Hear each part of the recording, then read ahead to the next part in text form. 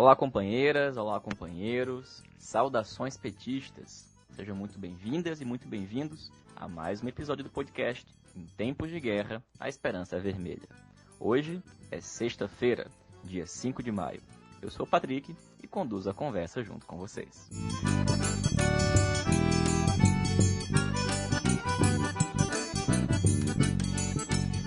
No episódio de hoje, a gente escuta a companheira Silvia Fernandes, que está na Bahia, e faz um comentário sobre a saúde dos trabalhadores, a partir do vídeo que circulou essa semana da expulsão de uma mulher de dentro de um ônibus por ter retirado uma máscara. Escutamos o companheiro Joel Almeida, da CUT de Sergipe, que fala pra gente sobre a aprovação do PLP 39, sobre o auxílio a estados e municípios e sobre o congelamento dos salários dos servidores públicos. Escutamos o companheiro Jonatas Moretti, advogado no Distrito Federal. O Moretti fala pra gente sobre as derrotas e a relação de Bolsonaro com o STF.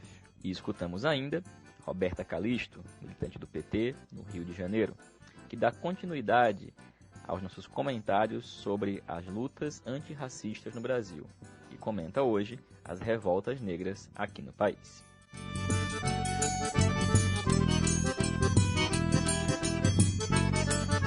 E nós começamos o episódio de hoje com o número 751. Este é o número de óbitos confirmados no Brasil nas últimas 24 horas em função da Covid-19. O Brasil se tornou o epicentro da crise em todo o continente. Quase 10 mil pessoas já morreram no país e já chegamos a quase 150 mil casos da doença, sendo mais de 10 mil diagnósticos apenas entre ontem, quinta, e hoje, sexta-feira. Mesmo sendo o epicentro da crise, o governo federal continua atuando como um aliado do vírus e tem utilizado a crise sanitária para aprofundar a crise social, para promover crises políticas e para dar seguimento ao seu programa econômico ultraliberal. Enquanto isso, estados e municípios avançam por si só com as suas medidas. Uma delas, o lockdown. Esta semana, alguns estados e municípios, como por exemplo São Luís, no Maranhão, decretaram uma política de confinamento, uma forma ainda mais rígida, ainda mais dura de isolamento social. Isso porque os sistemas públicos de diversas cidades, de diversos estados, já entrou em colapso. Infelizmente, os diagnósticos apontam que se o Brasil tivesse adotado uma política de isolamento geral, mais rígida, no melhor cenário, o país teria, ao final da crise, cerca de 40 mil mortes. Entretanto, com flexibilizações, este número pode chegar a milhões. E é diante deste cenário que nos encontramos neste momento, entre um vírus mortal e a escalada autoritária de um governo neofascista e ultraliberal. Um vírus mortal que, inclusive, não tem como grupo de risco apenas as pessoas com mais de 60 anos e aquelas com doenças e enfermidades pré-existentes. Aqui no Brasil, a Covid-19 tem como grupo de risco principal os mais pobres, a população mais desassistida, mais miserável, que no nosso país é também a população negra. Precisamos destacar isso porque, neste aspecto, a pandemia tem evidenciado a catástrofe que significou o desmonte do Estado brasileiro, iniciado a partir do golpe de 2016, que afetou diretamente o SUS, os SUAS, os empregos e a rede de proteção e seguridade social. A renda básica emergencial, aprovada pelo Congresso em março, ainda não chegou para milhões de pessoas, que cada vez mais estão se aglomerando nas agências da Caixa Econômica Federal. Foram quase 100 milhões de pessoas que deram entrada no pedido da renda básica emergencial. Desses, quase 33 milhões foram considerados inelegíveis e quase 14 milhões de pedidos ainda estão sob análise. É ao passo que o dinheiro não chega e que o governo incentiva a flexibilização do isolamento social, que mais e mais pessoas buscam nas ruas e na informalidade algum tipo de renda. A consequência tem sido o aumento progressivo dos casos e, como nós falamos, as primeiras decisões que tratam do lockdown. É por isso que a associação do governo Bolsonaro com o vírus vai aprofundando a situação de crise no país. E é diante deste cenário que as forças populares, democráticas e de esquerda precisam organizar a nossa base social. Precisa emitir sinais nítidos, evidentes, de como nós temos que enfrentar simultaneamente o vírus mortal e o seu principal aliado, o governo Bolsonaro. E não pode ser com medidas como a que nós assistimos ao longo da última semana, convidando figuras como Rodrigo Maia, Davi Alcolumbre e FHC para o ato do 1º de maio. Isto não fortalece e não mobiliza ninguém.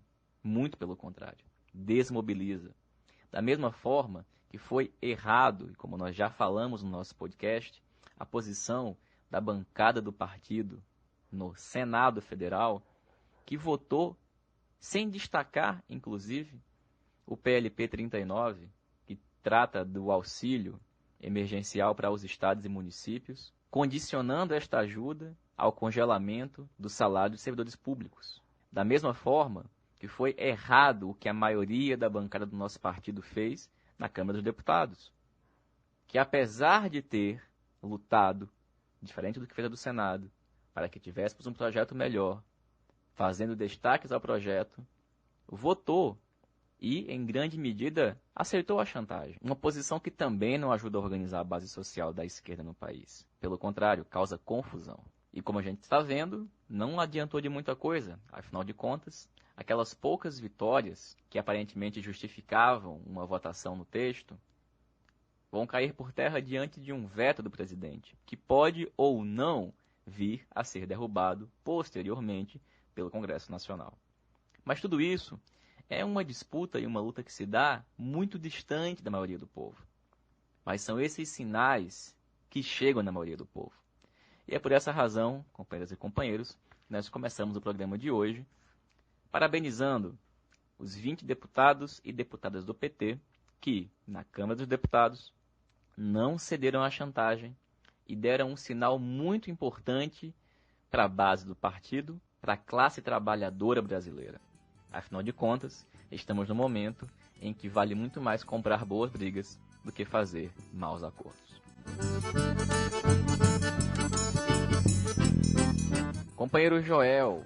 Joel é militante do PT em Sergipe, é dirigente sindical. Joel, comenta pra gente como é que foi esse processo de aprovação do PLP 39, que tratou do auxílio aos estados e municípios, condicionando ao congelamento dos salários dos servidores públicos, que passou no Senado, foi para a Câmara, depois voltou para o Senado e que agora está pendente de sanção ou veto pelo governo federal. Olá a todos e todas, eu sou Joel Almeida, sou militante da articulação de esquerda e dirigente sindical do Sintese, Sindicato dos Professores de Sergipe. Sobre o PLP, como todos sabem, é um projeto que tem o objetivo inicial de auxiliar os governos estaduais e as prefeituras municipais, auxiliar com recursos, no sentido de passar por esse período de pandemia, um período em que, sabidamente, os estados tiveram uma redução de recursos, de passar esse período sem ter que fazer cortes abusivos, tanto de salários e de manutenção do serviço público em todas as esferas. Ou seja, era uma ação importante, interessante e imprescindível nesse momento. No entanto, já há algum tempo, o governo do Bolsonaro ele tenta encontrar mecanismos e ações para reter os salários dos servidores públicos. Nós temos uma lógica, e uma lógica do bolsonarismo, de que o servidor público é um mal que precisa ser extirpado e que para que isso ocorra é preciso fazê-lo por etapas. E uma dessas etapas é atingir o salário dos servidores. É uma espécie de chantagem do jogo político do governo de Bolsonaro e que essa chantagem ela foi levada a cabo na primeira votação no Senado, numa votação remota, que é um outro problema para a população, para a classe trabalhadora essas votações remotas nesse período de pandemia, porque eles fazem coisas inimagináveis. Ou seja, se a população, o movimento sindical, os movimentos sociais não estiverem atentos a essas situações, a gente pode ser surpreendido e quase sempre negativamente. Bom, o projeto ele previa esse auxílio e chegou a chantagem do congelamento de salário por conta do governo federal. Houve um consenso, né, na verdade, entre as bancadas, no sentido de manter sem congelamento de duas categorias, os trabalhadores da saúde e os trabalhadores da segurança pública. Os trabalhadores da saúde, notadamente, por esse período de pandemia, a ação importante deles, e os trabalhadores da segurança pública pelo lobby e pela opção, né, da direita ultraliberal de manter esse grupo de servidores numa situação de privilégio. No primeiro momento, a partir do acordo, apenas um senador votou contrário ao congelamento de salários dos outros servidores, foi o Randolph, e isso gerou, obviamente, na base petista, uma revolta muito grande, porque a bancada do PT fechou acordo nesse sentido, embora os senadores disseram que foram os outros partidos que abriram mão de suas emendas e não do PT, mas, de certo, houve algum tipo de acordo nessa linha. Após isso, e após pressão da CUT, dos movimentos sindicais, dos movimentos sociais, né, houve uma reversão na Câmara Federal. Os deputados conseguiram apresentar emendas que trouxeram para a ordem do dia os trabalhadores em educação e outras categorias para esse cenário de não congelamento.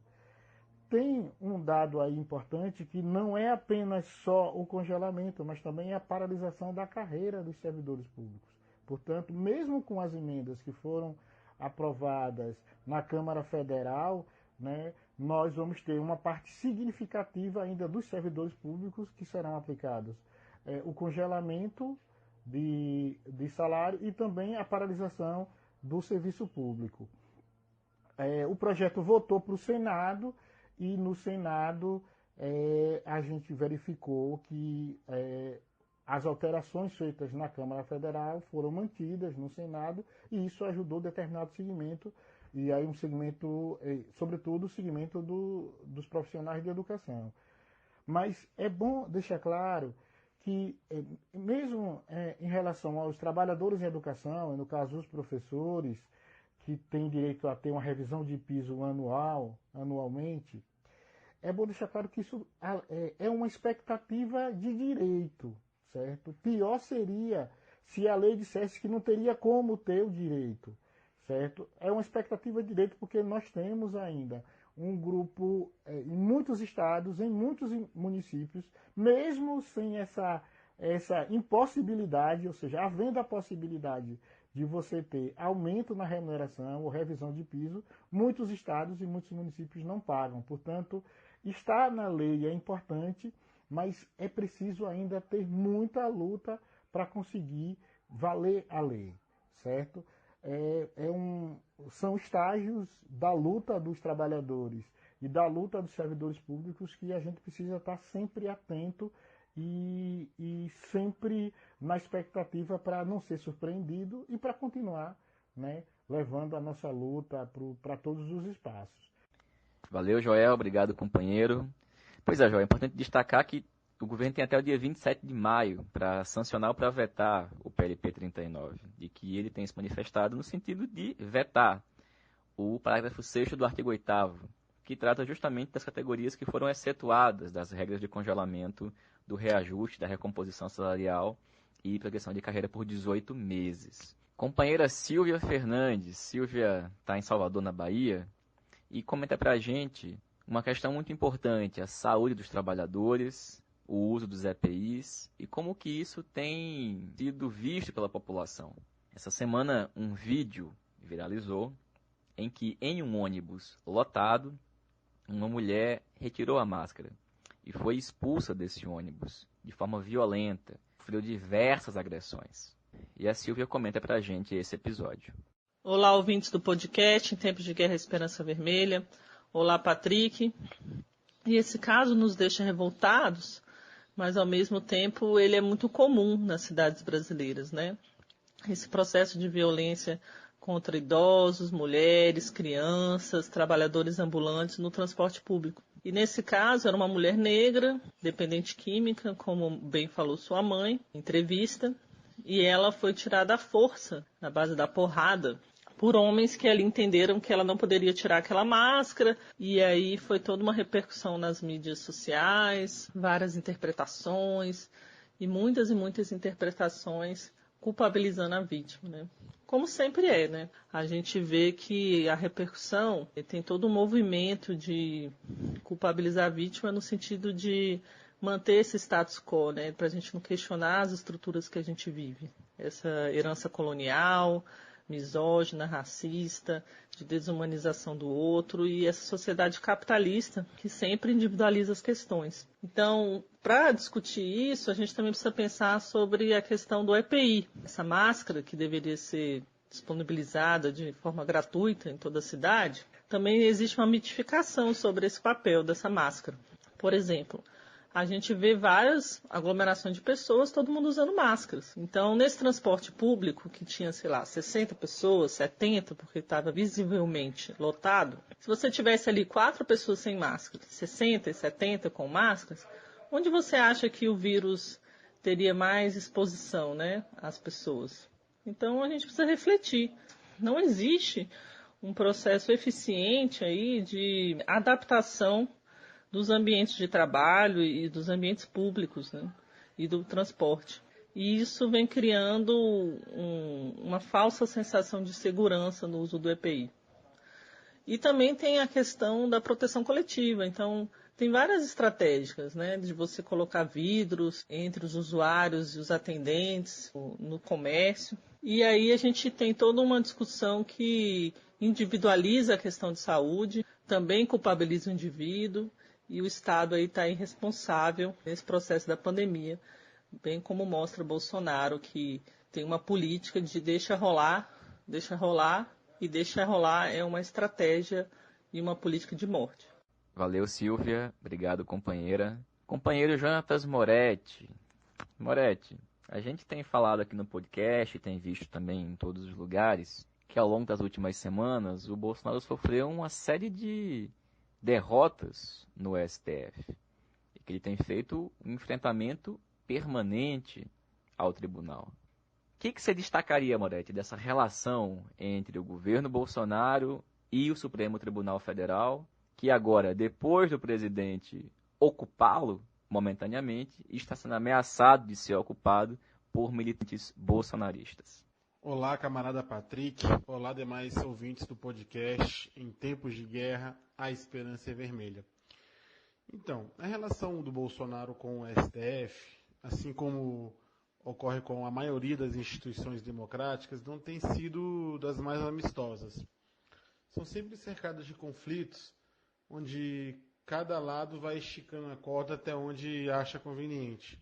Como temos visto, os limites do Bolsonaro, caso eles o tenham, são muito mais extensos. Eu vou fazer um pequeno histórico, depois gostaria de citar 3 casos mais recentes, dos últimos 15, 20 dias, para tentar compreender um pouco melhor essa relação. Pois bem, por mais que a relação com o Supremo Tribunal Federal, enquanto instituição, seja de certa forma tumultuada, o mesmo não ocorre com o seu presidente, o ministro Dias Toffoli. O ministro assumiu a presidência do STF em setembro de 2018, portanto, pouco antes da eleição de Bolsonaro. O engraçado, o ridículo nessa história, é que vários articulistas à época, da imprensa, questionavam a suposta independência do Toffoli, tendo em vista o seu passado próximo ao Partido dos Trabalhadores.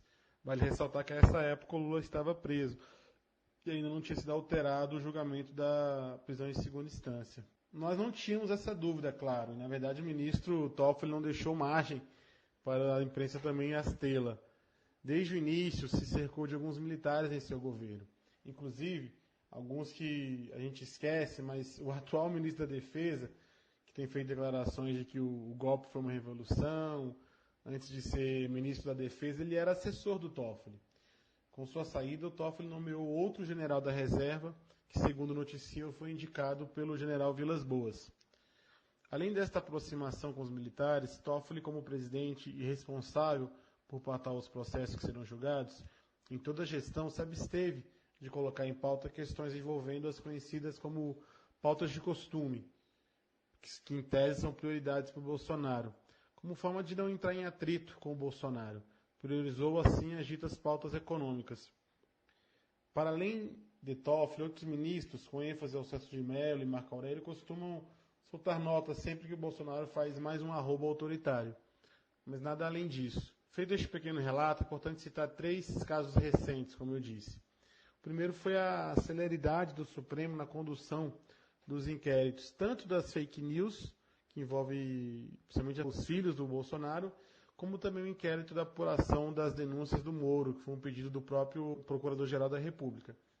No da fake news, o ministro Alexandre de Moraes deu uma decisão questionável, determinando que a equipe da Polícia Federal responsável pela investigação não poderia ser alterada pelo eventual novo diretor-geral ou algum outro superior na hierarquia da Polícia Federal. No que analisa as denúncias do Moro, este comandado pelo ministro Celso de Mello, ele acelerou os interrogatórios de forma incomum no Supremo Tribunal Federal. Isso ocorreu porque ele se aposenta este ano, salvo engano, em setembro, e não quer deixar o inquérito para o seu sucessor a ser indicado pelo Bolsonaro. Essa movimentação, pelo que me consta, contou com o apoio dos demais ministros. O segundo fato, e este é mais relevante, foi a decisão também do Alexandre de Moraes de revogar a nomeação do escolhido do Bolsonaro para a Direção-Geral da Polícia Federal, como é de conhecimento de todos. Dias depois dessa decisão, teve uma manifestação em Brasília em apoio ao Bolsonaro, defendendo pautas golpistas como a AI-5, o fechamento do Congresso e do Supremo. Na ocasião, em seu discurso, rodeado de bandeiras dos Estados Unidos e de Israel, Bolsonaro repetidas vezes disse que, aspas, não iremos aceitar mais essa interferência.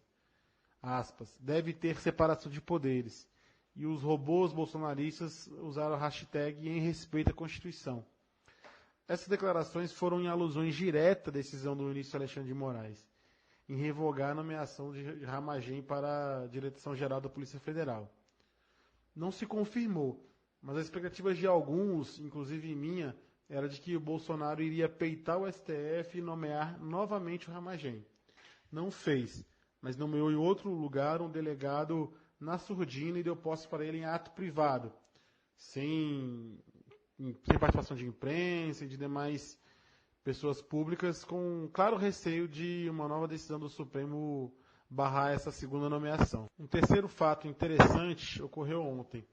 Bolsonaro, sem avisar o que faria, foi ao STF uma visita de cortesia ao ministro Toffoli, levando alguns ministros, como o da Justiça, o Paulo Guedes da Economia e alguns generais ministeriais palacianos, e vários outros empresários. Na visita, transmitida em live ao vivo por suas redes sociais, fez inúmeras críticas aos governadores. E de forma até cautelosa, também cobrou o Toffoli de que precisa decidir no sentido de autorizar a abertura do comércio e a flexibilização do isolamento decretado pelos governadores. Essa visita e a forma como foi feita causou muito mal-estar no Supremo, com ministros alegando nos bastidores que se tratou de uma interferência em outro poder, uma pressão descabida, entre outras críticas. A informação que temos é que Toffoli e outros ministros têm feito um esforço para evitar decisões monocráticas que contrariam o governo, como forma de não esticar mais a corda, evitando assim confronto para uma possível ruptura. Ocorre que, como temos detectado, e o Bolsonaro não recua, não media, não se preocupa muito com ruptura. Isto se ele não deseja de fato uma ruptura. Eu acho que a gente precisa acompanhar os próximos capítulos, mas particularmente eu vejo com muita preocupação a postura recuada do Supremo Tribunal Federal mesmo diante de cada vez mais e mais arroubos autoritários e golpistas do Bolsonaro. Justamente por isso, como dito em outras oportunidades, Patrick, não podemos conceder tanta esperança e expectativa na judicialização de alguns conflitos com o Bolsonaro ou outros conflitos da política. Valeu, Moretti. Valeu, meu velho. Companheira Roberta Calisto. Roberta, a gente deu início aqui no podcast, no comecinho, no dia 1º de maio, uma série de conversas e comentários sobre a luta antirracista no Brasil. A gente teve o comentário do companheiro Elbson de Ávila no dia 1º de maio sobre marxismo e a questão racial. Tivemos depois o companheiro Matheus Santos, de Salvador, na Bahia, que falou para a gente sobre a Revolução Haitiana. E hoje, Roberta, a gente escuta o teu comentário, que vai tratar das revoltas negras no Brasil. Olá a todas e todos os ouvintes do podcast Em Tempos de Guerra, Esperança Vermelha. Eu sou Roberta Calisto, sou militante da articulação de esquerda no estado do Rio de Janeiro, e nos próximos minutos a gente vai introduzir um debate muito especial sobre os processos de resistência, especialmente sobre a história da luta negra contra a classe dominante e contra o regime escravista no período colonial no Brasil. A gente sabe que a nossa formação da identidade nacional como pacífica é muito característica e é resultado também do medo que se assolou em toda a América Latina a partir da Revolução Haitiana, na qual os escravizados constituíram uma revolução que formou posteriormente a independência desse país, e ele se constituiu como a primeira república governada por negros fora de África, uma experiência que assustou a todos e todos os senhores de escravo em toda a América Latina.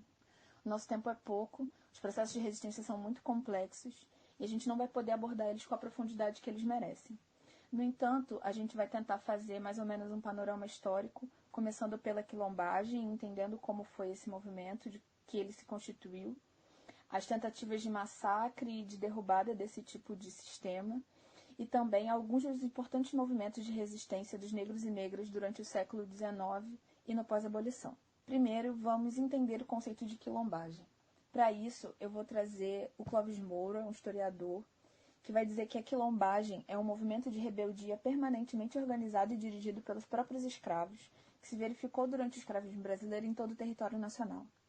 Era um movimento de mudança social e foi uma força de desgaste significativa ao sistema escravista, porque solapou as bases em diversos níveis, seja no econômico, no social e também no militar, e foi uma influência forte para que esse tipo de trabalho entrasse em crise e fosse substituído pelo trabalho livre. Segundo ainda os relatos do Clóvis Moura, ele dizia que dentro desse sistema do quilombo, não apenas os negros fugitivos se refugiavam, mas também índios perseguidos, mulatos, curibocas, pessoas perseguidas pela polícia em geral, bandoleiros, devedores do fisco, fugitivos do serviço militar, mulheres sem profissão, brancos, pobres e prostitutas. Ou seja, o quilombo era um movimento de resistência que, apesar de ter sido coordenado pelos negros escravizados, ele consistia numa resistência muito mais ampla, que incluía todos aqueles que eram perseguidos pelo sistema colonial.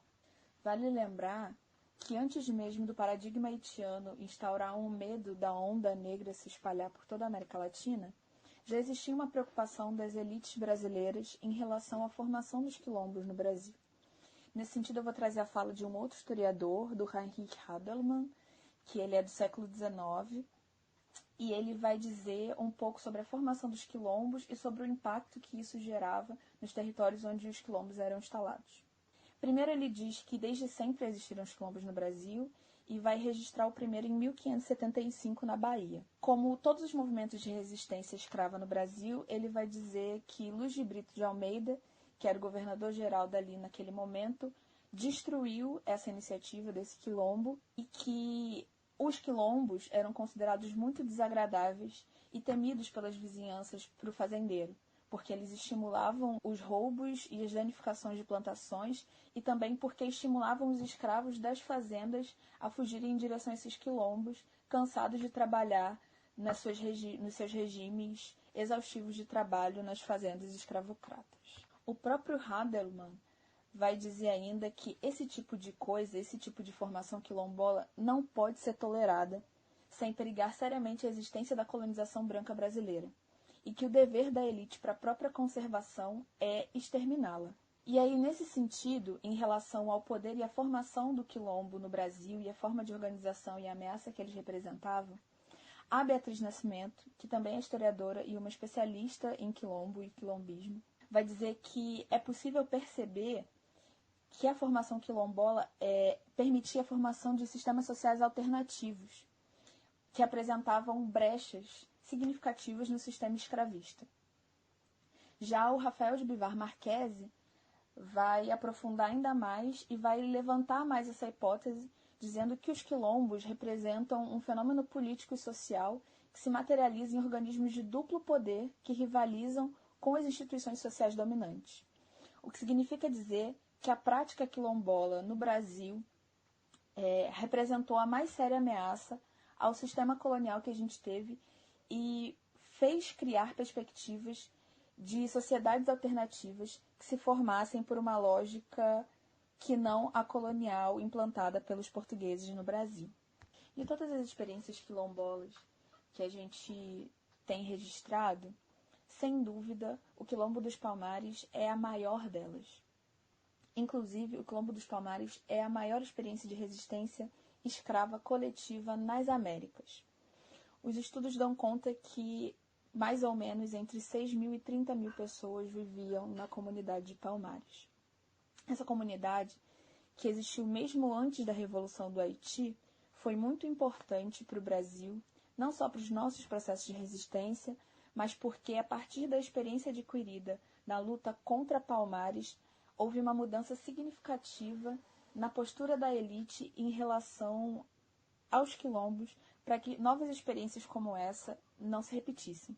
Inclusive, a institucionalização da figura do capitão do mato e a definição de quilombo como qualquer ajuntamento de poucos, na verdade 5 ou mais escravos, em lugares desabitados, já eram considerados como quilombos, o que não só aumentou a proporção de quilombos registrados no Brasil, mas aumentou a quantidade de massacres desferidos contra esses pequenos agrupamentos de pessoas que fugiam das fazendas. O combate aos quilombolas era de fato muito importante para a manutenção do regime colonial no Brasil. O conde Assumar chegou a escrever em uma carta para o rei Dom João V que o combate aos quilombolas era o assunto de fundamental relevância porque dele ia depender a conservação ou a ruína da colônia nesse país. Então a gente precisa entender que Palmares representou um paradigma muitíssimo importante e a sua derrota é fundamental para que o Brasil seja o que ele é nos dias de hoje.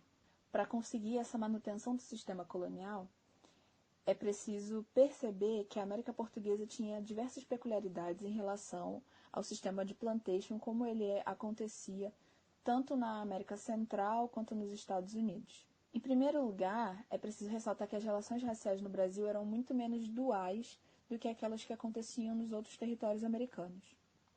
Inclusive, o início do século XIX, nos registros demográficos, a gente consegue perceber uma equivalência entre o número de brancos e de negros e mulatos livres, que se davam por volta de 28%, enquanto haviam 38% de negros e mulatos escravizados e 5,7% de índios. Essa altíssima taxa de negros e mulatos livres em comparação aos outros territórios americanos é muito importante, porque estimula outras relações raciais e outras relações com o sistema social como ele se dava no Brasil. O fato de que, diferentemente dos outros territórios, o Brasil não se manteve enquanto monocultura e também possibilitou outras formas de organização trabalhista, como negros e mulatos livres que faziam pequenos trabalhos nas cidades, ou mesmo a extração mineral que aconteceu principalmente em Minas Gerais, que permitia que mesmo os negros cativos juntassem um pouco desses minerais preciosos e pudessem comprar suas alforrias, fez com que o caráter de emancipação desses negros muitas vezes dessem para uma perspectiva muito mais individualista do que aquilo que acontecia anteriormente de resistência coletiva nos processos quilombolas. Apesar de outras experiências com o mesmo impacto e a mesma dimensão do Quilombo dos Palmares não terem se reproduzido, outras resistências, outras formas de resistir e outras formas de clamar pela liberdade dos escravizados e pela igualdade se constituíram no Brasil nos séculos XVIII e XIX. O primeiro que eu vou trabalhar é a Conjuração Baiana. A Conjuração Baiana tinha claras inspirações tanto na Revolução Francesa quanto na Revolução Haitiana. Nos manuscritos que foram colados nas ruas de Salvador em agosto de 1798, era possível ler a frase: "Animai-vos, povo baiense, que está por chegar o tempo feliz da nossa liberdade, o tempo em que seremos todos irmãos, o tempo em que seremos todos iguais." Esse foi um movimento que começou pelos clamores populares da classe média, essencialmente numa luta por melhora das condições financeiras e pela constituição de um Estado republicano, mas com o clamor das classes populares que se infiltraram, cada vez mais crescia o clamor pela equidade racial no país. Obviamente, depois do movimento em agosto, a repressão dos setores militares foi duríssima e a maioria dos seus líderes sofreu execuções, desterros e prisões. Seguindo ainda na Bahia, um território onde talvez tenha acontecido a maior quantidade de levantes populares e insurreições contra o sistema colonial, na noite de 24 para 25 de setembro, estourou a Revolta dos Malês. Foi uma revolta essencialmente protagonizada por negros muçulmanos, e eles lutavam pela liberdade religiosa. Foi uma revolta muito importante, especialmente porque ela foi protagonizada pelos africanos de origem islâmica, porque os relatos oficiais dessa revolta dizem que os malês tiveram uma chance muito grande de conquistar a liberdade, porque eles eram extremamente inteligentes e muito mais letrados do que a elite portuguesa, e que o medo que se instaurou diante desse letramento, dessa inteligência desses escravos, fez com que a repressão fosse ainda mais dura e fez com que as experiências sobre a educação dos negros fossem repensadas nesse momento. Outro movimento importante, realizado entre 1838 e 1841, foi a Balaiada. Ela foi uma insurreição popular, dessa vez organizada no Maranhão, e ela era composta por diversos setores sociais contra os movimentos autoritários e contra o coronelismo. Seu líder era Manuel Francisco dos Anjos, um homem que fabricava balaios e, por isso, o seu nome. Não menos importante que Manuel Francisco, a gente precisa destacar a participação quilombola nessa revolta. O líder negro Cosme é essencial na medida em que ele junta seus quilombos para se organizar junto com essa revolta popular contra as oligarquias. A participação quilombola foi determinante ainda para o caráter abolicionista desse movimento.